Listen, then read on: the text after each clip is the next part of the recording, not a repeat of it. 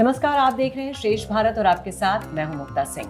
माननीय शंकराचार्य किसी परिचय के मोहताज नहीं है। सनातन की परंपरा को आगे बढ़ाने के लिए आदि शंकराचार्य ने इन 4 महत्वपूर्ण मठों की संरचना की थी और तब से लेकर आज तक सनातन के सरोकारों और संस्कारों के संरक्षक रहे हैं और काफी हद तक कंट्रोवर्सी से दूर रहे हैं। लेकिन पिछले कुछ सालों में स्वामी अभिमुक्तेश्वरानंद और बीजेपी के बीच वैचारिक मतभेद कई बार सामने आते रहते हैं, फिर चाहे वो ज्ञान व्यापी का मामला हो या फिर राम मंदिर इनॉग्रेशन का। लेकिन खास बात यह है कि स्वामी जी हमेशा एक स्पष्ट और सीधा स्टैंड उन्होंने लिया है और इस वक्त तो हमारे साथ यहाँ पर मौजूद हैं और हमारे साथ हमारे सहयोगी आशीष महर्षि भी हैं। तो आज हम स्वामी जी के पास हैं और काफ़ी कुछ सवालों के साथ हैं। स्वामी जी एक विशेष मौके पर हम उनसे यहाँ पर मिल रहे हैं, गौ संरक्षण के बारे में उनसे खास तौर पर बातचीत करेंगे। तो स्वामी जी बहुत बहुत स्वागत है आपका श्रेष्ठ भारत पर। सबसे पहले तो शुरुआत यहाँ से करते हैं क्योंकि हमने सनातन की बात की, तो सनातन की खूबसूरती ये रही है कि सत्ता और सरकार से हमेशा दूरी बनी रहती है। फिर कौन सी ऐसी वजह है कि आप को इतना मुखर और प्रखर होना पड़ रहा है सरकार के खिलाफ? असल में सरकारों का जो काम है वो सरकारें करती हैं और धर्म का जो काम है वो धर्मगुरु धर्माचार्य करते हैं। इसलिए कभी किसी के काम में किसी को दखल देने की आवश्यकता ही नहीं पड़ती।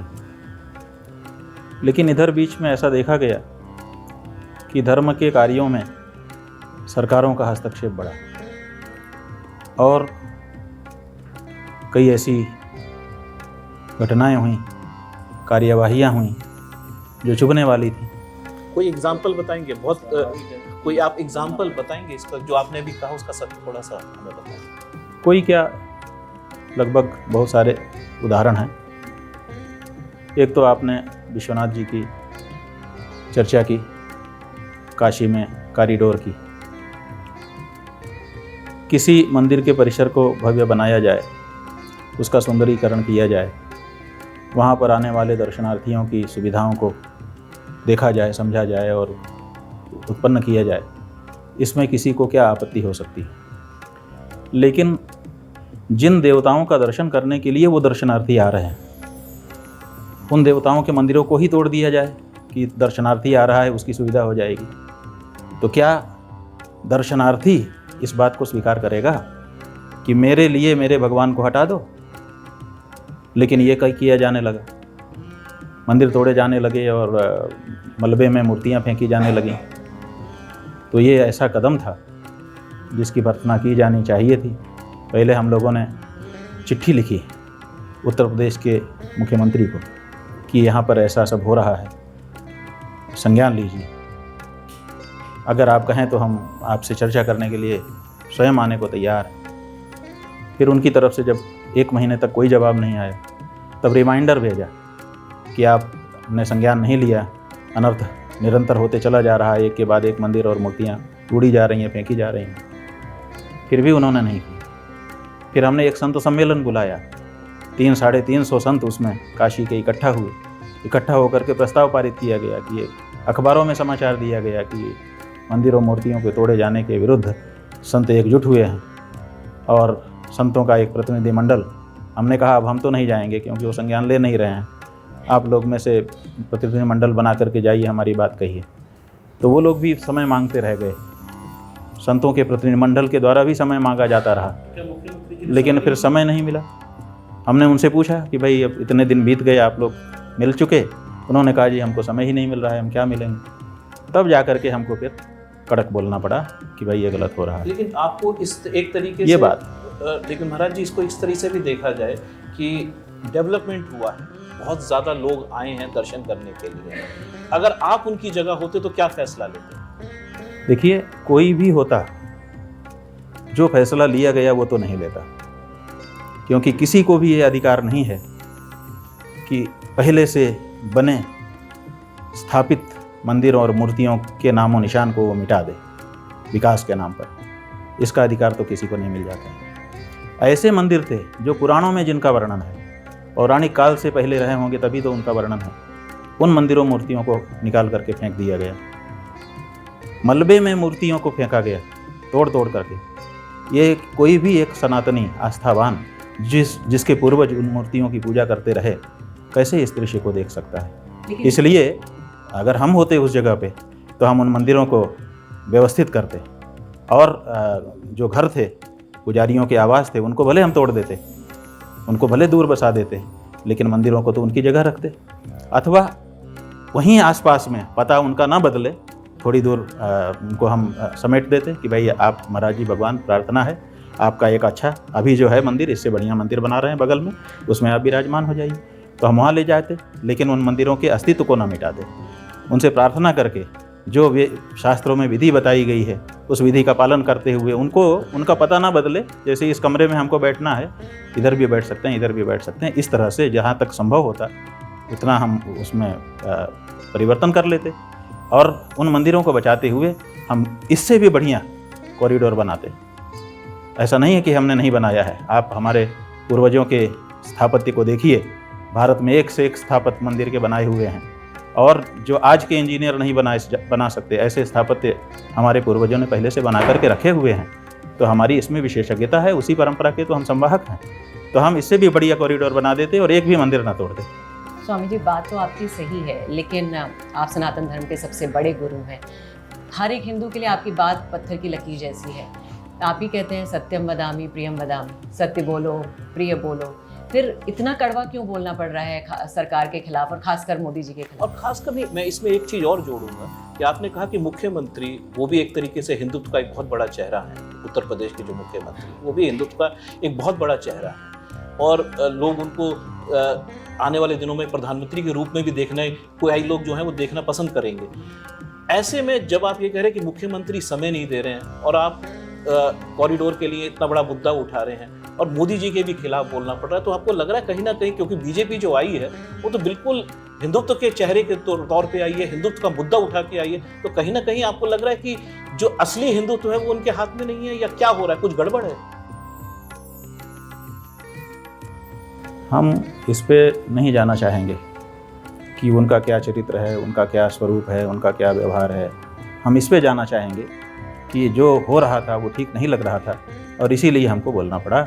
और जब जब ऐसा होगा, चाहे वो कोई भी सरकार हो, हम ये नहीं देखेंगे कि कौन सी पार्टी है, उस पार्टी का चेहरा कौन सा है, हम ये देखेंगे कि हमारे धर्म के, हमारे परंपरा के, हमारी संस्कृति के विरुद्ध तो कुछ नहीं हो रहा है। और अगर ये होगा तो बोलने का हमको अधिकार है, भारत का ही नागरिक होने के नाते।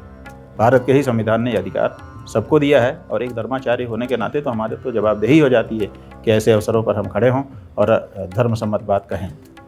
पर आप क्यों बोल रहे हैं, बाकी तीन क्यों नहीं बोल रहे? नहीं, बाकी तीन का क्षेत्र नहीं है। ऐसा होता है, आप लोग इस बात को समझिए कि 4 शंकराचार्य हैं, 4 शंकराचार्य का 4 क्षेत्राधिकार है। जैसे एक प्रदेश का मुख्यमंत्री दूसरे प्रदेश के बारे में नहीं बोलता है, जैसे एक थाने का थानेदार दूसरे क्षेत्र के थानेदार के बारे में नहीं बोलता है, वहाँ की रपट अपने यहाँ नहीं लिखता है कि भाई आप वहाँ जाओ, बताता है कि आपका क्षेत्राधिकार वहाँ लगता है, आप उस थाने में जाकर रिपोर्ट लिखवाइए। अगर हम लिखेंगे भी तो आज के कानून के अनुसार 0 नंबर डाल करके लिखेंगे, बाद में वहाँ ट्रांसफ़र कर देंगे। इसी तरह से हम शंकराचार्यों का भी क्षेत्राधिकार बंटा हुआ है, तो जिसके क्षेत्राधिकार में जो जगह होती है वहाँ के बारे में वो मुखर होकर के बोलता है। यही नियम है, इसीलिए चारों शंकराचार्य एक बात पर बोले ऐसा जरूरी नहीं है। अपने अपने क्षेत्र में एक शंकराचार्य बोलेगा, वो चारों की आवाज़ मानी जाएगी। यानी आप जो कह रहे हैं उससे तीनों शंकराचार्य भी इत्तेफाक रखते हैं? जी बिल्कुल। आम जनता अगर न रखते होते, आम जनता जो है बहुत सारे लोगों को लगता है कि एक ही क्यों बोल रहे हैं, तो आपने बहुत अच्छे से नहीं, आप समझ लीजिए, आम जनता को भी इस बात को समझने की आवश्यकता है कि अपने क्षेत्राधिकार के आधार पर बोला जाता है। जैसे दक्षिण भारत का कोई मामला होगा तो दक्षिण के शंकराचार्य बोलेंगे, हम नहीं बोलेंगे। पूर्व के और पश्चिम के क्षेत्र का कोई मामला होगा तो वहाँ के शंकराचार्य बोलेंगे, हम नहीं बोलेंगे। मैंने खुद देखा है कि ये उत्तर भारत है, उत्तर भारत में हमारा क्षेत्राधिकार है, इसीलिए हम। लेकिन मैंने जब अयोध्या में जब मूर्ति स्थापना हुई, जिसको आपने भी विरोध किया, बाकी शंकराचार्यों ने भी विरोध किया था उसका, तो वो आपका क्षेत्र है, लेकिन उन्होंने उसके ऊपर भी बोला। नहीं, ऐसा है कि कुछ मामले ऐसे होते हैं जो क्षेत्र के बियॉन्ड, माने उनकी सीमा थोड़ा बड़ी हो जाती है। तो राम जन्मभूमि का जो मामला है ये पूरे देश का मामला बन गया, ये केवल एक क्षेत्र का मामला नहीं रहा। इसीलिए इस मामले में चारों शंकराचार्य मिल करके बोलते रहे हैं। आपको स्मरण होना चाहिए कि जब ढांचा ढहाया गया था और जो ट्रस्ट बने थे इस काम के लिए, उनको जब सुप्रीम कोर्ट ने बैन कर दिया कि अब भविष्य में इन ट्रस्ट को ये ज़मीन नहीं दी जाएगी, तब सुप्रीम कोर्ट ने कहा था कि अब धर्माचार्य अगर आगे आकर के इस बारे में कोई ट्रस्ट बनाएंगे तो जिसके अगर हिंदुओं के पक्ष में फैसला आएगा तो उस ट्रस्ट को दी जाएगी। तब चारों शंकराचार्य आगे आए थे और चारों शंकराचार्यों ने मिलकर के अयोध्या श्री राम जन्मभूमि रामालय न्यास बनाया था, रामालय ट्रस्ट जिसको सामान्य भाषा में कहते हैं। तो वो चारों शंकराचार्यों ने मिलकर के बनाया था और चारों शंकराचार्यों के ही प्रयत्न से अखिल भारतीय श्री राम जन्मभूमि पुनरुद्धार समिति का निर्माण हुआ था और उसी समिति ने चारों शंकराचार्यों की तरफ से न्यायालय में राम जन्मभूमि में हिंदुओं का पक्ष रखा था। उस का नेतृत्व हमारे ब्रह्मलीन गुरुजी ने किया था, क्योंकि क्षेत्राधिकार तो उत्तराम नायक का बनता था, लेकिन मामला पूरे देश का था। इसलिए चारों शंकराचार्यों ने मिलकर के उनको कहा कि इसका नेतृत्व आप करेंगे, आपके क्षेत्र में है, हम सब आपके साथ हैं। और फिर उन्होंने राम जन्मभूमि पुनरुद्धार समिति बनाई, उसके अध्यक्ष स्वयं थे। उन्होंने पैरवी की, उसकी पैरवी में यही मिश्र जी हैं जो इस समय यहाँ बैठे हैं, डॉक्टर PN मिश्रा जी। इन्होंने ही हिंदुओं की तरफ से, शंकराचार्य जी की तरफ से, शंकराचार्यों की तरफ से कहा जाए, हिंदुओं का पक्ष न्यायालय में रखा था और तब विजय मिली। तो चारों शंकराचार्य पहले से ही इस मामले में सम्मिलित हो चुके थे, इसीलिए इसमें चारों ने अपनी बात। आपको लगता है हड़बड़ी की वजह से नुकसान हो गया बीजेपी को? क्योंकि आप देखिए अयोध्या, जिसको एक तरीके से मंदिर इतना इम्पोर्टेंट मुद्दा, और उसी वही जगह वो हार गए।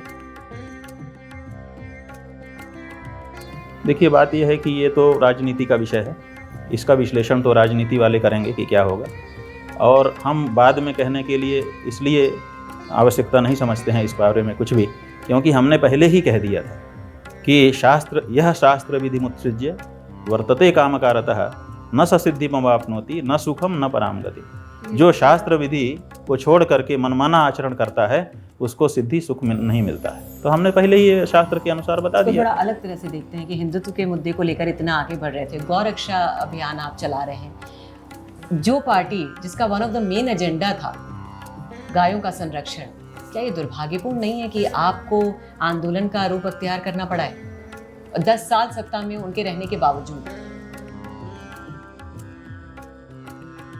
देखिए, उनको भी दोष है, उनको थोड़ा ज़्यादा दोष इसलिए सब लोग देते हैं कि क्योंकि इनका तो मेन क्योंकि उन्होंने अपने आप को कहा था कि हम गौभक्त हैं। बाकी लोगों ने गौभक्त अपने को निरूपित नहीं किया, लेकिन जिम्मेदारी तो उनकी भी थी, क्योंकि वचन उन्होंने भी हिंदू समाज को दिए थे। तो इसलिए कहा जाए कि जिस पार्टी ने 55 साल इस देश में राज किया वो भी, और जिसने 15 साल राज किया उसके बाद का वो भी, और जो अभी कर रही है, ये सभी गौ माता के बारे में क्रूर रहे और इन्होंने संवेदनापूर्वक ढंग से विचार नहीं किया। उसी का परिणाम है कि बहुसंख्यक हिंदुओं के देश में, जिन बहुसंख्यक हिंदुओं के द्वारा गऊ को माता शब्द से अभिहित किया जाता है, माता शब्द लगा करके उनके नाम का उच्चारण किया जाता है, वही गाय काटी जा रही है, और काटी ही नहीं जा रही है, बोटी बोटी करके उसके मांस को पैक करके बेचा जा रहा है और उससे आने वाले पैसे को तिजोरी में रखा जा रहा है, भारत देश की तिजोरी में। तो ये बहुत ही दुख का विषय है। महाराज जी, ये बताइए वजह क्या लगती है? क्योंकि अगर देखा जाए, कोई भी सनातनी होगा, कोई भी हिंदू होगा, वो गौ माता की हत्या करना तो बिल्कुल नहीं चाहेगा। तो आपको क्या लगता है, क्या वजह है कि इसको बिल्कुल अभी तक इसके ऊपर कोई कानून नहीं आ पाया, आपको आंदोलन करना पड़ रहा है? अड़चन कहाँ आ रही है सरकार? क्योंकि आप मोदी जी की बात करिए या योगी जी की बात करिए, दोनों ही लोग इसकी बात करते हैं। योगी जी तो खासतौर पर और आगे बढ़कर गौरक्षा की बात करते हैं, लेकिन फिर कहाँ इच्छा शक्ति की कमी है या कहाँ ये गड़बड़ी कहाँ हो रही है? अड़चन कहाँ? अब हम नहीं समझ पाते हैं, क्योंकि बहुत आंख बंद करके भी विचार किया कई बार, घंटों कि क्या कारण होगा कि अपने आप को हिंदू कहने वाले लोग जब आसन पर बैठते हैं उनके अंदर शक्ति आती है। देखिए, किसी के पास शक्ति नहीं है और वो अनाचार होते हुए देख रहा है तो उसको क्षमा किया जा सकता है कि क्या कर सकता है बेचारा, लेकिन आपके पास शक्ति है, शक्ति होने के बाद भी आप ये कार्य नहीं करते हैं, गौ माता की हत्या होने देते हैं, निरंतर जारी रखते हैं। तो क्या कारण हो सकता है, ये तो उन्हीं से पूछा जाना चाहिए। कारण हमको अभी तक समझ में नहीं आया है, कोई नहीं समझ पाता है कि आखिर होता क्या है। जब तक कुर्सी के नीचे होता है तब तक कहता है मैं गौभक्त हूँ, गुलाबी रंग देख करके मेरा खून खोल रहा है, तुम्हारा पता नहीं खोलता है कि नहीं खोलता है, ये सब वाक्य बोलता है, लेकिन गद्दी पे बैठने के बाद फिर वो सब चीज़ को भूल जाता है। तो क्या कारण होता होगा, ये तो अब उन्हीं से पूछा जाना चाहिए। और महाराज जी, क्या आपका कभी संवाद हुआ है प्रधानमंत्री जी से इसको लेकर? हमने 2-3 बार समय उनसे मांगा था जब वो पहली बार प्रधानमंत्री बने तो गंगा जी का आंदोलन हम लोग कर रहे थे। पिछली सरकार उतना हम लोगों को नहीं कर रही थी सपोर्ट, हालांकि राष्ट्र नदी तो घोषित किया, हालांकि गंगा कार्य योजना तो उन्होंने भंग किया जैसी कि हम लोगों की मांग थी। उन्होंने गंगा नदी घाटी प्राधिकरण भी बनाया, ये सब किया, लेकिन कुछ बांधों को भी रद्द किया। लेकिन हम लोग चाहते थे कि कम से कम देश में एक नदी हो जो अपने नैसर्गिक प्रवाह में उद्गम से लेकर के गंतव्य तक पहुँचे और पीढ़ियाँ उसको देख सकें और वैज्ञानिक उसमें शोध आदि कर सकें, क्योंकि कोई भी शोध कार्य कम से कम एक तो मूल रूप में बचा करके बाकी पे किया जाता है। लेकिन जब उसमें बांध आदि बनते ही रहे तो हम लोगों ने सोचा कि नए प्रधानमंत्री जी बन गए हैं, इनसे उम्मीद है। इन्होंने कहा भी था कि मुझे तो गंगा ने बुलाया है, तो हम लोगों ने इनसे समय मांगा लिख करके पत्र। एक भारतीय जनता पार्टी के विधायक हैं, उनके माध्यम से कि भाई आप भारतीय जनता पार्टी के भी हो, आप इस बात को आगे बढ़ाओ, हम लोग चलें, उनसे बैठ करके चर्चा कर लें और जो कुछ गंगा जी के संदर्भ में हो सकता है वो करें। तो फिर उनकी तरफ से कोई समय नहीं दिया गया। फिर उसके बाद दोबारा हम लोगों ने समय मांगा कि हम लोग सीधे मांग लें, आप किसी के माध्यम से नहीं मांगेंगे, माध्यम से मांगने से दिक्कत होती है, तो सीधे भी नहीं मिला समय। उसके बाद फिर हम लोगों ने सब सांसदों को, जो 750 राज्यसभा और लोकसभा के सांसद हैं, उन सबको पत्र भेजा, रजिस्टर्ड डाक से भेजा, किसी ने भी जवाब नहीं दिया। एक व्यक्ति का केवल एक्नॉलेजमेंट आया कि मुझे मिला। तो लगा कि जब 750 हैं, उसमें पक्ष भी है विपक्ष भी है, किसी को गंगा से कुछ लेना देना नहीं है, कोई जवाब नहीं देना चाहता है, तो ऐसी परिस्थिति में फिर क्या किया जाए, अब आगे देखा जाएगा। तो फिर समय नहीं मांगा। उसके बाद जब ये दूसरा टर्म मोदी जी का पूरा हो रहा था तो हम लोगों ने कहा कि ये गौ माता का काम कम से कम कर दीजिए, आपका दूसरा टर्म पूरा हो रहा है, लोगों को अच्छा लगेगा। तो संपर्क किया, उसके बाद भी उन्होंने समय नहीं दिया। तो ये 2 मौके थे, 2 बार गंगा जी के लिए, एक बार गाय के लिए। मुकेश अंबानी जी के बेटे में शादी में मुलाकात हुई है। हाँ, वो तो एक अलग तरह का मौका था, उन्होंने भी शिष्टाचार का निर्वहन किया और हमने भी। इसके पहले कि महाराज जी हम लोग आगे बढ़े, एक बार ये जो गौरक्षा अभियान आप चला रहे हैं उसके बारे में बताइए कि क्या कुछ कर रहे हैं और इसमें कैसे आप आगे बढ़ रहे हैं। नहीं, असल में क्या हो रहा है कि हमारे जो इतिहास पुराण हैं उसमें हम लोगों ने लिखा पढ़ा है कि हमारे देश में गाय की बहुत बड़ी संख्या थी, किसी समय करोड़ों करोड़ गाय हुआ करती थी। और जब तक हमारे देश में गाय बहुत थी तब तक हमारा देश बहुत ऊंचा था, बहुत समृद्ध था। गायों के खुर में और सींग में सोना मढ़ करके तब दान किया जाता था, इतना सोना था। सोने की चिड़िया नाम पड़ गया था, क्योंकि गाय के सींग के ऊपर मढ़ा रहता था तो ऐसे लगता था जैसे सोने की चिड़िया बैठी हो। अब उसके बाद गायों की संख्या कम होने लगी, होते होते बहुत कम हो गई। जब हमारे देश की आज़ादी हुई तब हम लोग 30 करोड़ थे और गाय 78 करोड़ थे, जो आंकड़ा उपलब्ध है, सरकारी आंकड़ा। उसके बाद फिर धीरे धीरे समय बीतने लगा। अब देखिए 75-76 साल हो गए हैं। अब हालत क्या है कि हम 30 करोड़ से 150 करोड़ के करीब पहुंच गए हैं, माने 5 गुना वृद्धि मनुष्यों की संख्या में हो गई है। और गायों की संख्या में 5 गुना बढ़ोतरी होती तो 400 करोड़ होती गाय इस समय, लेकिन गाय की संख्या घट गई। और पिछले 19 में जो गणना हुई है गायों की, उसमें 17 करोड़ गाय केवल अपने देश में बची है। उसमें भी गाय के नाम पर जो विदेशी बहुत सारी नस्ल है, जिसको गाय हम लोग नहीं मानते, वो गाय कह करके उसकी भी गणना की गई है, तब 17 करोड़ है। अगर हम अपनी जो हमारी वेद लक्षणा गाय है, देशी गाय, जिसको हम गाय मानते हैं, जिसमें देवताओं का वास है, जिसकी पूजा होती है, जिसको भगवान श्री कृष्ण ने चराया, जिसका दान किया जाता है, वो जो गाय है वो तो बहुत कम है। अब 80,000 से लेकर के 1,20,000 तक का औसत है प्रतिदिन, जो औपचारिक अनौपचारिक रूप से इस समय गऊ काटी जा रही है, मांस विक्रय और घरेलू खपत के लिए, खाने के लिए। तो अगर रोज़ 1 लाख औसत मान लें, 1 लाख गाय अगर रोज़ काटी गई तो 1 साल में 3 करोड़ 60 लाख 65 लाख काट दी जाएगी। 17 करोड़ ही है। तो अगला जब चुनाव आएगा तब तक तो गाय शायद चित्रों में सिमट जाएगी। तो ऐसी परिस्थिति में अब हम लोगों के लिए बड़ी चिंता का विषय हो गया है कि लुप्त हो जाएगी ये प्रजाति। इसलिए किसी हालत में अब हमको इसको बचाने के लिए आगे आना पड़ेगा। हमारे जो दर्शक हैं उनको ये बताइए कि गाय को माँ क्यों कहते हैं? हाँ, ये बड़ा प्रश्न है। ये हम लोग जहाँ जाते हैं लोग पूछते हैं, हम गौ माता विशेष करके बच्चे पूछते हैं कि गाय हमारी माता कैसे हो। एक बार हमसे एक बच्चे ने पूछा कि हमारा चेहरा मोहरा तो गाय के जैसा नहीं है, हमारे तो 4 पैर नहीं है, हमारा चेहरा भी गाय जैसा नहीं है, फिर हमको गाय हमारी माता कैसे है। लोग समझते हैं कि शायद हम गाय से उत्पन्न हुए होंगे, इसलिए नहीं। गाय से उत्पन्न होने के कारण हम गाय को माता नहीं कहते। कुछ लोग सोचते हैं कि गाय का दूध पीने के कारण हम गाय को माता कहते हैं, लेकिन असल में ये भी बात उतनी सही नहीं है, क्योंकि दूध तो हम बहुत सारे लोग जहाँ गाय नहीं है भैंस का भी पीत करके बढ़ जाते हैं, बकरी का भी, ऊँटनी का भी, और भी दूसरे ऐसे पशु हैं जिनके दूध को पी करके पोषण हो जाता है। तो ऐसी परिस्थिति में दूध पी करके हम गाय को माँ कहते हैं, ये भी बात असल में नहीं है। हालांकि जो शोध पत्र हमने पढ़े हैं उसमें वैज्ञानिकों ने शोध किया है और ये पाया है कि गाय का दूध एक ऐसा दूध है जो पशु का दूध है, फिर भी उसमें माँ के दूध जैसी प्रॉपर्टीज हैं, माने ह्यूमिटेरियन उसमें टच है, उसमें मानवीय सुगंधी है, गुण हैं। इस कारण से वो कहते हैं कि शायद मानवीयता का उसमें पुट ज़्यादा है, इसलिए बच्चे के लिए गाय का दूध सबसे ज़्यादा मुफीद होता है, तो इस कारण से कहते होंगे। लेकिन असल में ये बात नहीं। बात क्या है, फिर गाय को माँ क्यों कहा जाता है? असल में हमारे यहाँ जो धर्म है, सनातन धर्म, तो हमारे यहाँ हर चीज़ का एक रूप बनाया गया है कि ये मूर्त रूप में ऐसा होगा। तो धर्म का क्या रूप होगा?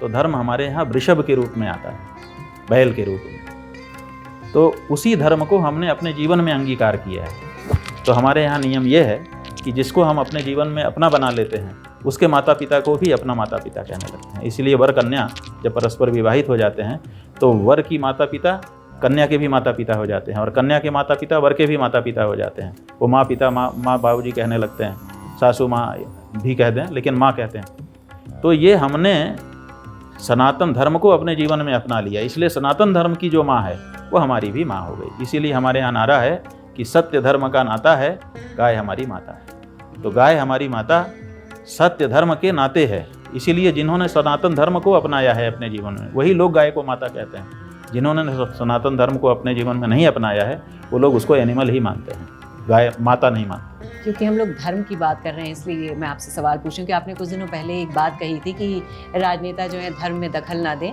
तो हम धर्मगुरु भी राजनीति में दखल नहीं देंगे। तो आपको लगता है कि पिछले 10 सालों में ये जो धर्म और राजनीति के बीच की जो ये सीक्रेट लाइन थी वो धुंधली हो रही है या फिर कह लीजिए खत्म हो रही है? मिटा दिया गया है। आप देखिए, अब तो धर्म का सारा निर्णय देखिए, पहले ये यही देश है, राजा सुधन्मा के समय से शंकराचार्यों को धर्म का अधिकार दिया गया है। धार्मिक कर भी लेने का उनको अधिकार था, धर्म की व्यवस्था बनाने का उनको अधिकार था, धर्म के नियम, धर्म के निर्णय परिस्थिति आ जाने पर वही सुनाया करते थे। लेकिन अब सरकारों ने क्या कर लिया, सबसे पहले धर्मस्व विभाग अपने यहाँ बना दिया और उसका एक मंत्री बना देते हैं जिसका धर्म से प्रायः कोई लेना देना नहीं होता है। किसी एक का हो सकता है कभी, लेकिन प्रायः ऐसे ही लोग उसमें बैठते हैं जिनका वो सामान्य नेता हैं, उनका धर्म से कोई विशेष लेना देना नहीं, वो धर्मस्व मंत्री बन जाते हैं। और धार्मिक जो हमारे स्थान हैं, मंदिर आदि, उनके ऊपर सरकारी कर्मचारी आकर के बैठ जाते हैं और वो अब संचालन कर रहे हैं। देश के लाखों मंदिर हैं जिनका संचालन सरकार करने लग गई, धर्माचारी को परे हटा दिया, कहीं ना कहीं आपको नहीं लगता अधिग्रहण कर लेते हैं कि जितने भी संत समाज है उसका एक फेलियर है? क्योंकि वो लोग कहते हैं भाई, जैसे हम कहीं जाते हैं किसी क्षेत्र में जहाँ पे भी, जैसे चाहे आप काशी जाएं चाहे मथुरा जाएं, ऐसा लगता है कि लूटपाट सी मची हुई है मंदिरों में। और यही मतलब वजह जिम्मेदारी तो और महाराज जी दोनों पक्षों को लेनी पड़ेगी। मतलब कहीं ना कहीं संत समाज का या सनातन जितने भी जुड़े हुए लोग, उनकी भी एक जिम्मेदारी थी इसको। हाँ ठीक है, ये लूट मार क्यों मची है इसको भी आपको मतलब अगर उस प्रश्न में जाना है तो पूरी परिस्थिति को अनुशीलन करना पड़ेगा। आप किसी की वृत्ति को ले रहे हैं, माने जिससे वो आजीविका कमा रहा था उस काम को आपने अपने हाथ में ले लिया, अब वो भूखा है, अब भूखा आदमी क्या नहीं करेगा। तो जब उनके हाथ में जो चीज़ है आप उसको ले लिए, अब आप सरकारी खजाने में वहाँ की चढ़ोतरी जाने लगी, आपने सरकारी कर्मचारी बैठा दिए, अब वहाँ वो पूजा अर्चना कर रहे हैं। उनकी परंपरा थी, उन्होंने तो अपना जीवन सौंप दिया कि हम तो यही करेंगे, जाने कितनी पीढ़ी से वही काम करते चले आ रहे थे। जब मंदिर में भीड़ नहीं थी, जब कोई नहीं जाता था, तब भी उन्होंने पूजा की, अपने दूसरा काम करके भी कमा के लाए, भगवान को भोग लगाया।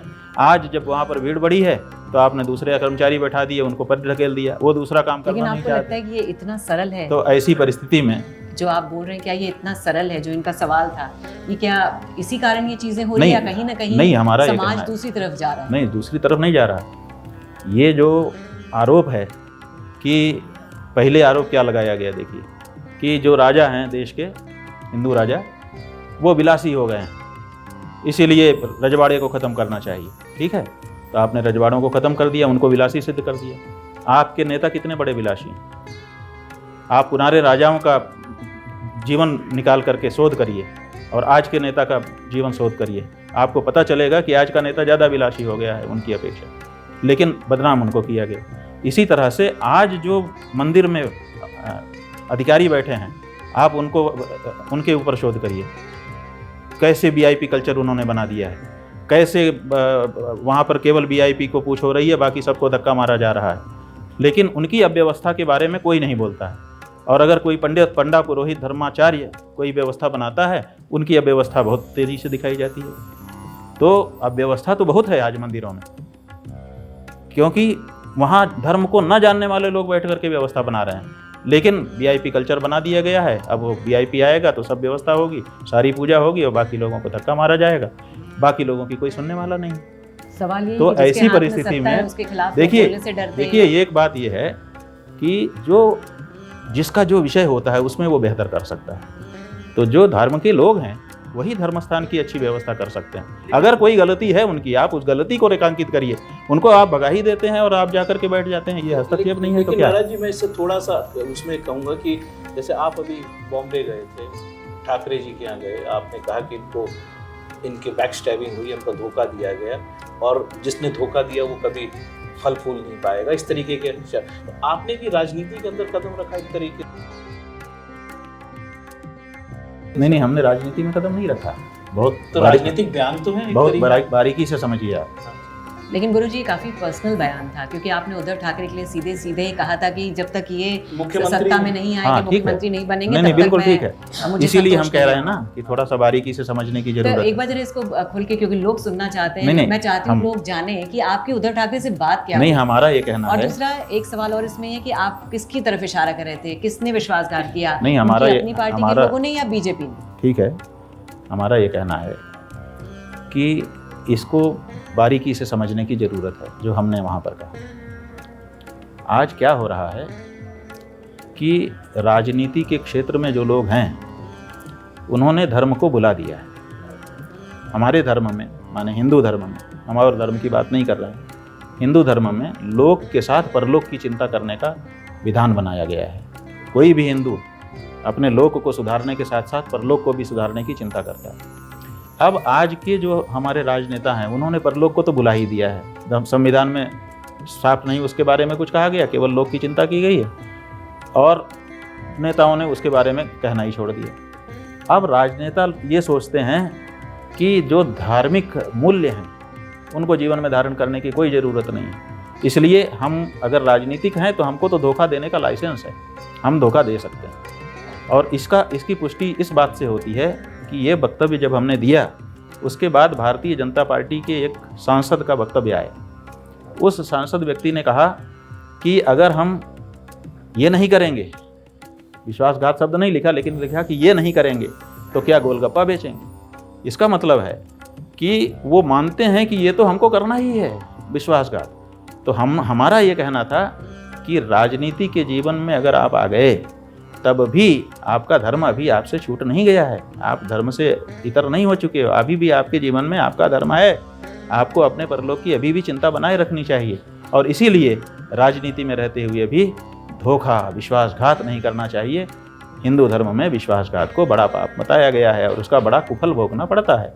तो हमने राजनेताओं को इसी माध्यम से ये संदेश देना चाहा कि आप अपने धर्म को अभी भी याद रखिए, उसको राजनेता होने के नाते भूल मत जाइए और ये मत सोचिए कि ये तो हमारा अधिकार हो गया। तो हमने कहीं ना कहीं राजनीतिक लोगों के जीवन में धर्म भी महत्वपूर्ण स्थान रखता है, इसकी तरफ इंगित किया, पहली बात। और दूसरी बात आपने कहा कि किसकी तरफ आपका इशारा, तो देखिए हमारे इशारे की बात नहीं है, जो बात है साफ वो ये है कि भारतीय जनता पार्टी और शिवसेना दोनों 25 साल 35-30 साल से सहयोगी होकर के एक साथ लड़ रहे थे और दोनों हिंदू पार्टी थे कि हम भी हिंदू पार्टी, तुम भी हिंदू पार्टी, हम लोग मिल करके लड़ेंगे। तो महाराष्ट्र में इनकी बहुत दिनों से एकता बनी हुई थी और गठबंधन बना हुआ था और मिल करके लड़ते थे। जो चुनाव हुआ जिसके संदर्भ की अपने लोग चर्चा कर रहे हैं, उस चुनाव में क्या हुआ, जुड़ गए और जुड़ करके लड़ाई लड़ी और लड़ाई लड़ करके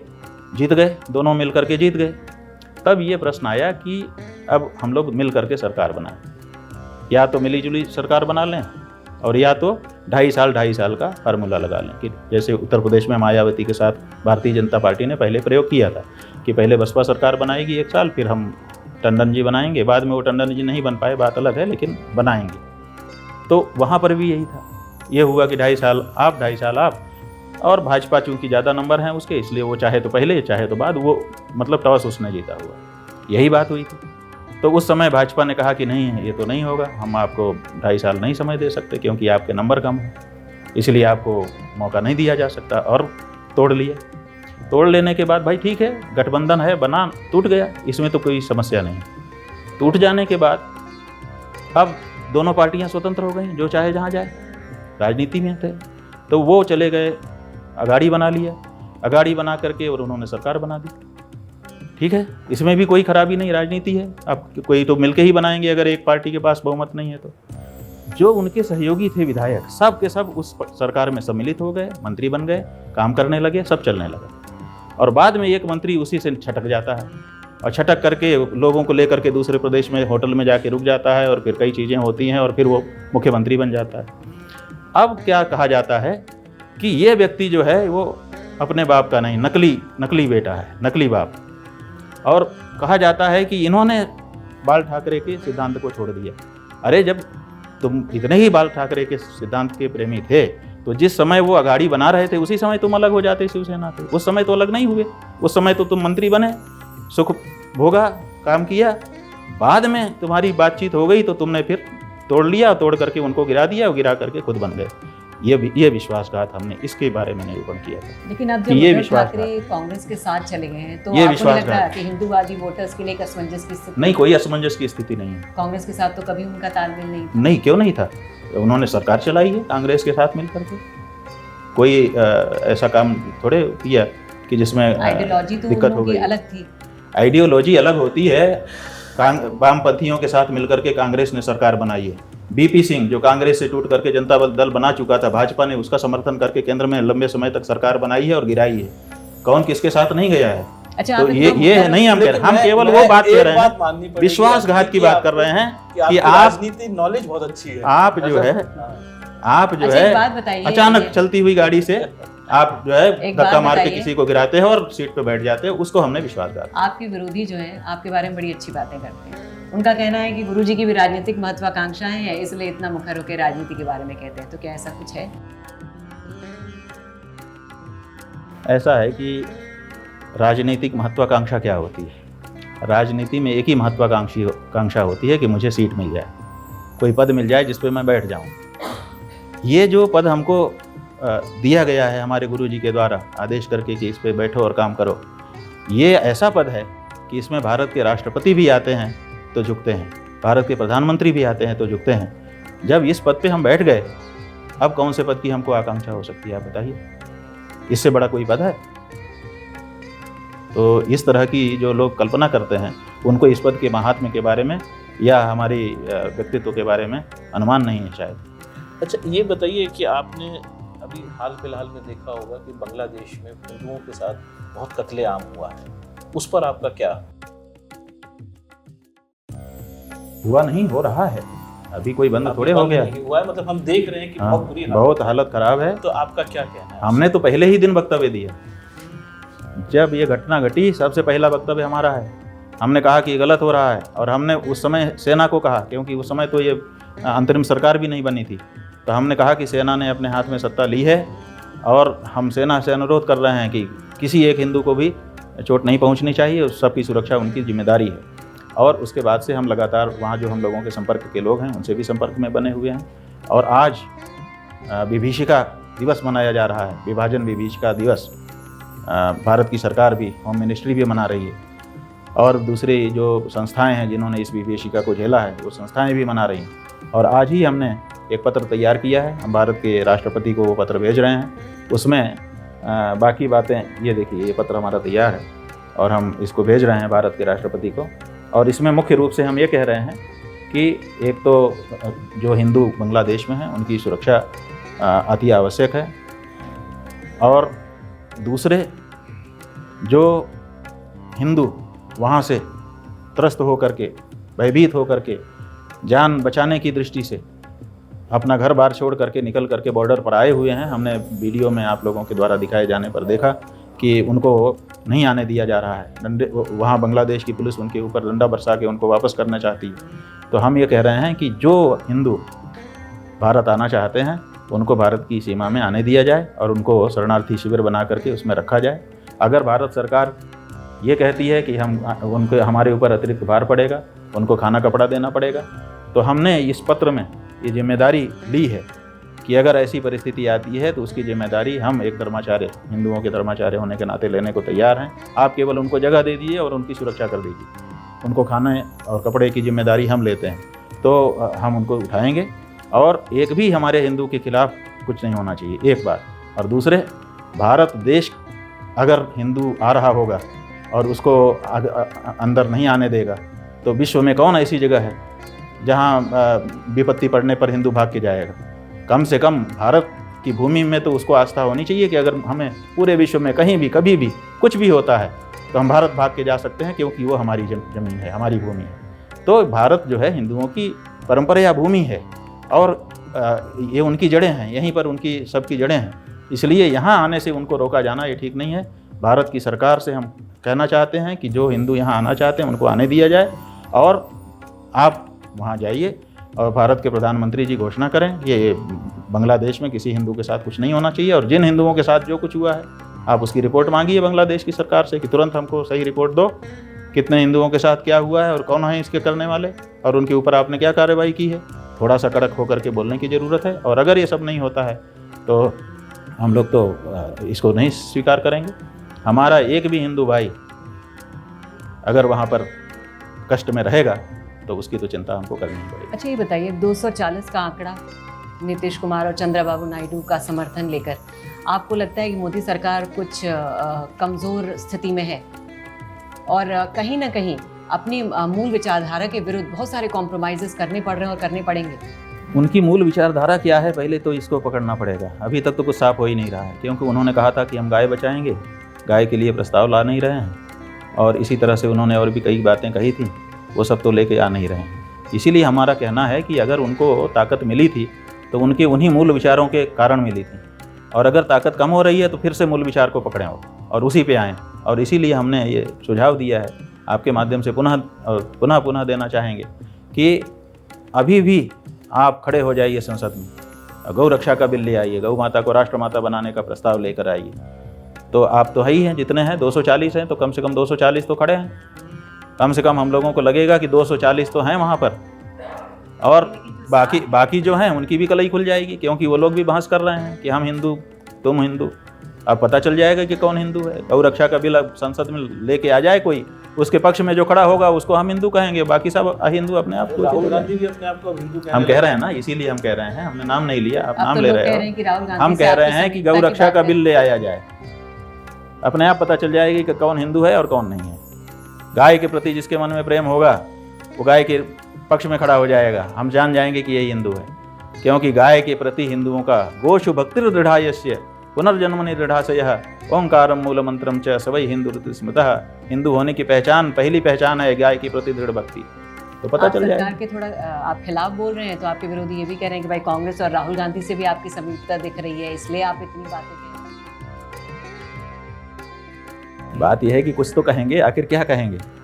हम जो प्रश्न उठाते हैं उस प्रश्न का जवाब देना चाहिए, वो जवाब उनके पास नहीं होता है तो इस तरह का राजनीति खेलते हैं। इससे हमारा कुछ नहीं, हमारा ना तो मोदी जी से कोई संबंध है, ना तो राहुल गांधी से संबंध है। अगर राहुल हमारा केवल सनातन धर्म से संबंध है। हाँ, अगर राहुल गांधी को क्या प्रधानमंत्री के रूप में देखना पसंद करते हैं? भाई हम तो गौ भक्त को संसद में देखना चाहते हैं। गाय का भक्त हो वो सांसद बने, गाय का भक्त हो वही प्रधानमंत्री बने, वही मंत्री बने, वही करे। गौ भक्त जो नहीं है अब उसको हम देखने को तैयार नहीं है, क्योंकि 75 साल देख लिए। हमें तो जो गौ माता के लिए वहाँ पे काम करके दिखाएगा उसी पे भरोसा है और उसी को हिंदू मानेंगे। बाकी सब अपने आप कलई खुल जाएगी। तो क्या आपको लगता है, दो टूक शब्दों में, क्या आपको लगता है कि सरकार अपना कार्यकाल पूरा कर पाएगी? देखिए, हम तो चाहेंगे कि जो भी सरकार बनी है वो अपना कार्यकाल पूरा करे, अच्छे से काम करे, मजबूती से काम करे, देश का कल्याण करे। हम चलती हुई सरकार को बीच में गिराने के पक्ष में कभी नहीं। अच्छा, एक जो कि काफ़ी समय हमने आपका ले लिया है, एक आखिरी सवाल, क्योंकि आपने केदारनाथ में 228 किलो सोना गायब हो गया है ऐसा कहा था, और वहाँ लोग आपसे सबूत मांग रहे हैं, तो क्या सबूत है आपके पास? ऐसा है कि केदारनाथ में सोना आया है, ये किसने बताया? ये तो हमने नहीं बताया, ये तो केदारनाथ मंदिर समिति ने बताया कि सोना आ रहा है, फिर उन्होंने बताया कि सोना लग रहा है, फिर उन्होंने बताया कि सोना लग गया है, फिर उन्होंने आईटीबीपी के जवानों की बड़ी ड्यूटी लगवाई कि इसकी सुरक्षा कैसे होगी, इतना सारा सोना है। तो ये सब काम जब उन्होंने किया और बाद में जब पट खुला तो वहाँ सोना नहीं मिला, तो यही प्रश्न बन गया कि कहाँ है वो सोना जिसके बारे में इतनी सब बातें आपने कही थी।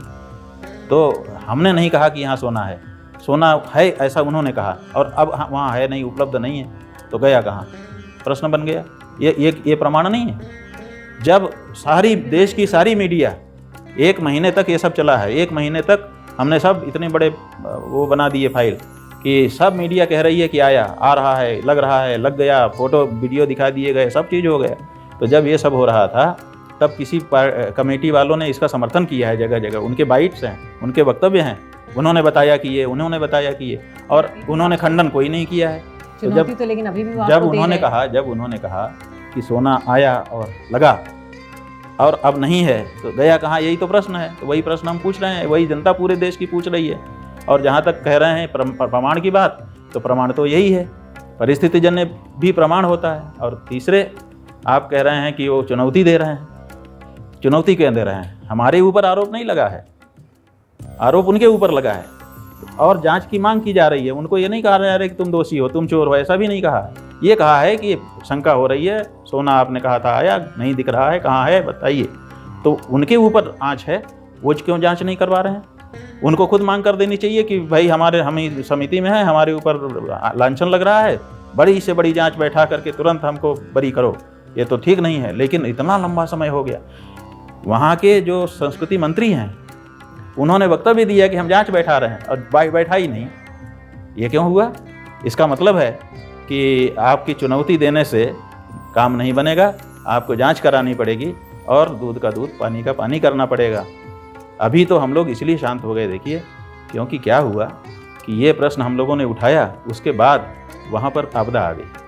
250 मीटर की जो सड़क थी वो अचानक ढह गई, बहुत सारे लोग उसमें लापता हो गए, फिर उनकी खोजबीन चलने लगी, फिर रेस्क्यू होने लगा, NDRF की टीमें गईं, लोग गए, हमारे लोग भी पहुँचे। तो ये सब में हम लोग लग गए। तो हमको लगा कि इस समय हमको, अन्यथा हम तो कोर्ट में जा रहे थे, हमारी तैयारी हो गई थी। तो हमने, क्योंकि उन्होंने हमको चुनौती दी थी, अब चुनौती शब्द ऐसा है कि, और वो भी शंकराचार्य जी के खिलाफ, और उन शंकराचार्य जी के खिलाफ जिनका मंदिर है वो, भाई शंकराचार्य जी ने ही वहाँ स्थापना की है, शंकराचार्य जी ने ही जीर्णोद्धार किया है, बद्रीनाथ जी का भी, केदारनाथ जी का भी, सब मानते हैं इस बात को।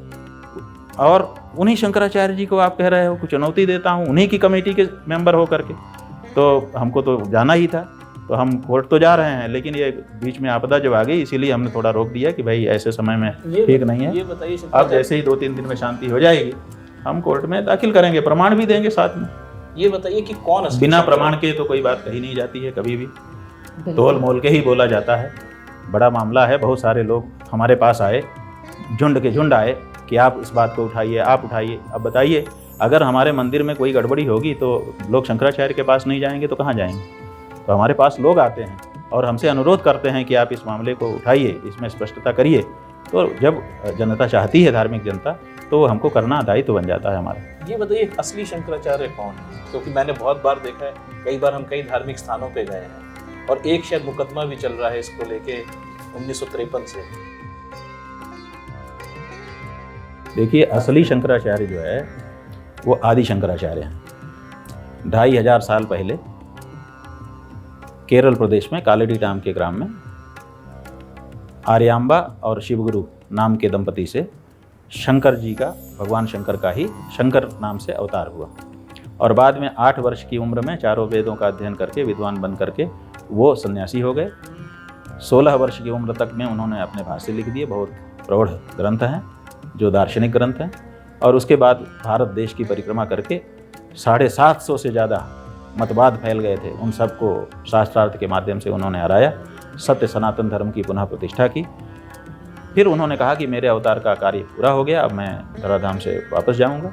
तो लोगों ने कहा कि महाराज आपने तो सबको शांत कर दिया शास्त्रार्थ करके, लेकिन आपके जाते ही फिर से अगर ये उठ गए तो उन्होंने कहा हाँ ये बात भी ठीक है, मैं चारों दिशाओं में 4 पीठ बनाता हूँ, उस पे 4 सुयोग्य शिष्यों को जो मेरे ही समान योग्यता वाले होंगे उनको बैठाऊंगा और बैठा करके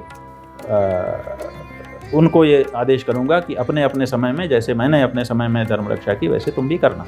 तो उन्होंने 4 पीठ बना दिए, 4 शिष्यों को उस पर अभिषिक्त किया, अभिषिक्त करके मठामनाय महानुशासन बना के उसकी एक परंपरा बना दी। और उसी में उन्होंने ये कहा कि मेरे इन 4 पीठों पर जो भी विद्वान लक्षण सम्मत आचार्य अभिषिक्त किया जाएगा, मेरे जो अनुयायी हैं वो उसको मेरा ही स्वरूप समझें, मैं ही हूँ ऐसा समझें।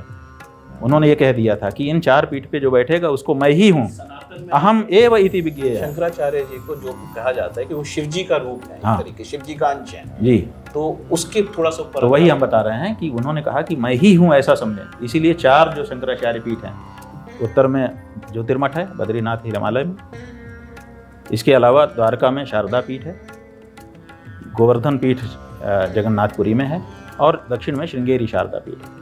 ये 4 पीठ हैं। इन 4 पीठों पर जिन विद्वान सन्यासियों का अभिषेक समय पर होता है, उनके गुरु के द्वारा मनोनीत होने पर उनको शंकराचार्य कहा जाता है। कोई भी शंकराचार्य अपने आप को नहीं कह सकता है, बाकी तो स्वतंत्रता के नाम पे स्वच्छंदता का लाभ कोई भी ले वो अलग बात है, लेकिन यही 4 शंकराचार्य हैं। और ये चारों शंकराचार्य सनातन धर्म की मर्यादा के संरक्षण के लिए निरंतर तत्पर रहते हैं। और आज भी उनके जो अनुयायी हैं शंकराचार्य जी के, सनातन धर्मानुयायी, वो इन 4 पीठों के शंकराचार्यों में शंकराचार्य को देखते हैं और शंकराचार्य में भगवान शंकर को देखते हैं। इसलिए इनको शिवावतार के रूप में मान करके इनके आदेशों उपदेशों का पालन करते हैं। गुरु जी, हम लोग शुरू से पढ़ते आ रहे हैं, गुरु ब्रह्मा गुरु विष्णु गुरु देवो महेश्वर, गुरु साक्षात परम ब्रह्म तस्मै श्री गुरुवे नमः। और आज हमारा समाज किस तरफ जा रहा है? आप सनातन धर्म के सबसे बड़े गुरु हैं और जैसे अभी आपने बोला कि दुर्भाग्यपूर्ण है कि चुनौती जैसे शब्दों का उपयोग हो रहा है। किस ओर हमारा समाज जा रहा है, किस ओर हम जा रहे हैं? क्या आप इसको किस तरह से देखते हैं? इतना कन्फ्रंटेटिव, इतना कॉन्फ्लिक्ट क्यों हो रहा है? ये असल में जो हमारे देश में विदेशी रहे उनकी योजना है, और वो योजना ये है कि हम अनास्था उत्पन्न कर देंगे गुरुओं में, क्योंकि ये जो सनातन धर्म है ये गुरुओं से संचालित है, गुरुओं में ही गुंफित है। हर व्यक्ति किसी न किसी गुरु से जुड़ा हुआ है और गुरु के सामने जा कर के अपनी बात कहता है और उसको मार्गदर्शन मिलता है। तो इसलिए सब, अगर सनातन धर्म को समाप्त करना है तो इसलिए गुरुओं को समाप्त कर दो। तो इसीलिए गुरुओं के प्रति षड्यंत्र चलता है। सबसे पहले जो शंकराचार्य हैं ये सबसे बड़े गुरु माने जाते हैं, इसलिए इनके महात्म्य को कम किया गया, इनके अधिकारों को छीना गया। आज भारत में सबसे बड़े जो हिंदुओं के गुरु हैं 4 शंकराचार्य, आज भारत की सरकार उनको कितना महत्व देती है। उनके विरुद्ध राजनीतिक दल बहुत सारे दूसरे नकली शंकराचार्य खड़ा कर देते हैं, उनको घुमाने लगते हैं अपने क्षेत्रों में और उनसे जैसा उनका चाहा गया होता है वैसा वक्तव्य दिलवाने लगते हैं कि हमारा समर्थन करें। तो ये तो गुरुओं का महात्म्य यहाँ ख़त्म किया जा रहा है। और दूसरे बहुत जगह पर ऐसी भी व्यवस्था बना दी गई है कि गुरुओं के महात्म्य को ख़त्म करने के लिए उनके ऊपर तरह तरह के आरोप प्रत्यारोप, नकली गुरु पहले बढ़ाओ, फिर उनका जब बहुत नाम हो जाए तो उनको गिराओ, और इस तरह से गुरुओं की महात्म्य को जनता के अंदर जो पहले से सन्निविष्ट है उसको समाप्त करो। सम्मान नहीं है, जो सम्मान होता था वो खोता जा रहा है। हाँ, वो इसीलिए खोता जा रहा है ना, क्योंकि संस्कृति को बदला जा रहा है। तो गुरुओं के प्रति अनास्था उत्पन्न कर दी जा रही है। जो हमारे सांस्कृतिक प्रतीक हैं, जैसे गाय हमारा सांस्कृतिक प्रतीक है, धार्मिक प्रतीक है, अब गाय को काटा जा रहा है। क्या सरकारों के पास इतना बजट नहीं है कि वो 1 लाख 2 लाख 5 लाख गायों को शेल्टर दे सकें? दे सकती हैं, हर सरकार के पास खूब बजट है, लेकिन वो नहीं देती हैं। सड़क पर घूम रही हैं, कचरा घर में कचरा खाती हुई दिखाई देती हैं। क्यों? क्योंकि ये ऐसा जानबूझ के करते हैं। किसानों के खेत में घुस जा रही हैं, सरकार नहीं निकाल रही है। क्यों? जब खेत में घुसेगी, फसल चरेंगी तो किसान कैसा भी होगा, कितना वो आस्थावान होगा, फसल उसका पेट है, तो फिर वो डंडा लेके आएगा, मारेगा। तो गायों के प्रति लोगों के मन में अनास्था उत्पन्न हो जाए, ऐसे प्रयास भी किए जा रहे हैं। और इन प्रयासों का परिणाम है कि गाय की दुर्दशा लोगों की आंखों में दिखाई दे रही है। तो ये सब एक षड्यंत्र है सनातन धर्म को समाप्त करना। आपसे पूछूंगा कि जैसे कहा कि हमने कि गुरुओं की जो है जो मान्यता या जो उनका सम्मान होता था वो उस तरीके से नहीं हो रहा। क्या गुरुकुल परंपरा अगर वापस लाई जाती है उससे कुछ महत्व? तो नहीं, उससे कुछ लाभ उससे होगा? उससे कुछ नहीं, बहुत बड़ा लाभ होगा। इसलिए बड़ा लाभ होगा क्योंकि गुरुकुल में जो पाठ्यक्रम है वो 14 विद्याओं का है, और वो जो 14 विद्याएं हैं उनसे सनातन धर्म का एक समग्र ज्ञान विद्यार्थी को हो जाता है। तो अगर गुरुकुल परंपरा फिर से शुरू की जाए, लॉर्ड मैकाले जो आया था उसने सर्वे किया था पूरे देश में, उसका सर्वे विद्यमान है। उस सर्वे में बताया गया है कि 94% से लेकर के 96% तक पूरे देश में साक्षरता है। कोई कोई स्थान तो ऐसे हैं जहाँ 100% साक्षरता है, कोई भी यहाँ पर बिना पढ़ा लिखा नहीं है। 7 लाख गांव हैं और 7.5 लाख गुरुकुल हैं। तो ऐसी परिस्थिति में यहाँ पर राज कर पाना लंबा समय तक मुश्किल है। इसको पहले ख़त्म करो और पाश्चात्य शिक्षा पद्धति लागू करो। तो अपने देश में इतिहास में आप पढ़ेंगे तो पता चलेगा कि एक बहस शुरू की गई, और अब हमारे देश के भी कुछ लोगों को उसमें जोड़ा गया जो विदेशियों को पसंद करते थे। पौरवात्य और पाश्चात्य विवाद के नाम से उसको जाना जाता है। वो 5-7 साल तक चलाया गया कि वहाँ ज़्यादा ज्ञान है कि यहाँ ज़्यादा ज्ञान है, और इसमें उत्पन्न किया गया।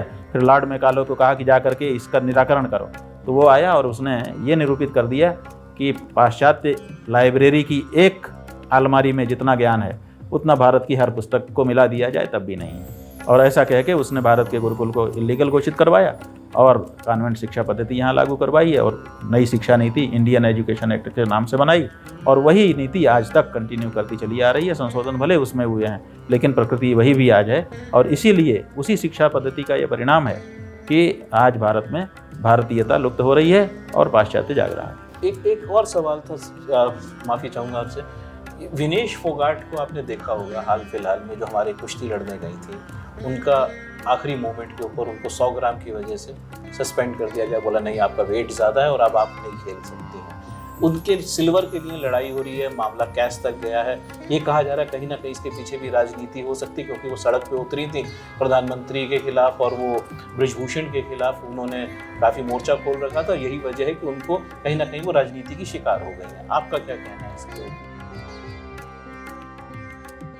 देखिए, हम जो हमारे देश के पराक्रमी लोग हैं, चाहे वो युद्ध के क्षेत्र में करते हों, चाहे विद्या के क्षेत्र में करते हों, किसी भी क्षेत्र में जो देश के नाम को आगे बढ़ाने के लिए अपना परिश्रम कर रहे हैं, उनके प्रति हम बड़ा आदर रखते हैं। इसलिए जो भारत के खिलाड़ी हैं उनके प्रति भी हमारे मन में बड़ा आदर है। जब ये अवसर आया था कि भारत के खिलाड़ियों को सड़क पर बैठ करके अपनी बात सुनानी पड़ रही थी, फिर भी नहीं सुनी जा रही थी, तो एक बड़ी हृदय विदारक स्थिति बनी थी। अच्छा नहीं लगा था। बाद में फिर वो जो भी हुआ ख़त्म हुआ। अब कोई सुविधा ना देने के बाद भी उस व्यक्ति ने इतनी लंबी यात्रा की, सिलेक्ट हो गया। उसके चयनित होते ही पूरे देश में एक वातावरण बना दिया गया, पक्ष विपक्ष बन गया। सोशल मीडिया में बातें आने लगी, पक्ष के लोग पक्ष की बात कर रहे थे कि देखो आखिर वहाँ पहुँच गया, तमाचा मार दिया पहुँच करके, और उधर के लोग कह रहे थे कि देखते हैं क्या होता है। अब वो जो उन्होंने ये शब्द कहे कि देखते हैं, इस तरह के भाव व्यक्त किए कि देखते हैं क्या होता है, और दूसरे दिन पता चला कि 100 ग्राम वजन बढ़ गया, जिसलिए वहाँ बाहर हो गए। तो इसीलिए लोगों को लगता है कि कहा जा रहा था कि देखते हैं क्या होता है, इसका मतलब कि कुछ प्रयास किया जा रहा है। तो अब जो भी हो, राजनीति हो या भाग्य है, कभी कभी पलट जाती है बाजी।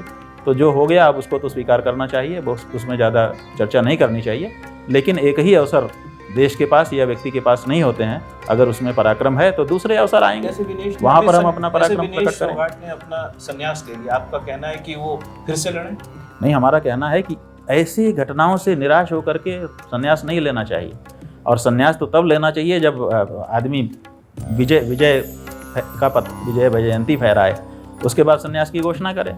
आप जो है इस तरह से हटाए जाते हो 100 ग्राम वजन बढ़ने के कारण, और आप कहते हो इससे आपकी निराशा प्रकट होती है, ये खिलाड़ी के लक्षण नहीं है। तो हमारा ये कहना है कि अपने विचार को स्थगित करें, फिर से खेल में आएँ और फिर से कोई अवसर प्राप्त करके जीतें, और जीतने के बाद कर दें। सबको संन्यास लेना ही पड़ता है और बाद में किसी और रूप में अपनी सेवाएं देनी ही पड़ती हैं। लेकिन इस तरह से निराशा भरे अगर विदाई उनकी होगी तो किसी को भी अच्छा नहीं लगेगा, उनके लिए भी जीवन पर्यंत अच्छा अनुभव नहीं रहेगा। सवाल तो बहुत है, लेकिन हमने आपका काफ़ी वक्त ले लिया है। बहुत बहुत शुक्रिया शेष भारत से बातचीत करने के लिए और इतना अपना कीमती वक्त देने के लिए। देखिए, आपका जो चैनल है उसका नाम हमको बहुत पसंद है, पहले भी हमने कहा था, फिर से हम कहना चाहेंगे कि ये जो आपके चैनल का नाम है यही हमारे देश का नाम हो जाए, यही हमारे देश का असल में मुकाम हो जाए तो कितना अच्छा हो जाए। हम एक श्रेष्ठ भारत की कल्पना करते हैं और आपका ये चैनल का जो नाम है उसकी तरफ हमारा स्मरण दिलाता है, इसके लिए बहुत अच्छा लगता है। शुक्रिया आपका, बहुत बहुत शुक्रिया आपने समय दिया। नारायण भैया।